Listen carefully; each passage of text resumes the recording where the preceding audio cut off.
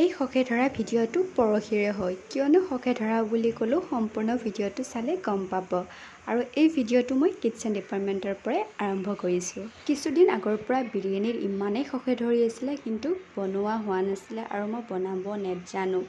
যি কি নহওক বুলি ভাবি আজি মই ফাৰ্ষ্ট টাইম বিৰিয়ানী বনাব ট্ৰাই কৰিলোঁ। যিহেতু শকে ধৰিছে আৰু শকটো মাৰিবৰ কাৰণে মই ভাইটিক চিকেন আনিব পঠালোঁ। যিহেতু ঘৰত ভাইটি ভণ্টি আৰু ময়ে আছোঁ, তিনিজনে দগচি খাম। পিছে বেয়া হ'লে হেনো ভাইটি আৰু ভণ্টিয়ে নাখায়, মোক অকলে খাব কৈছে। যি কি নহওক ভাইটি আৰু ভণ্টিৰ কথা ইগন'ৰ কৰি মই আহি গ'লোঁ বিৰিয়ানী বনাবলৈ।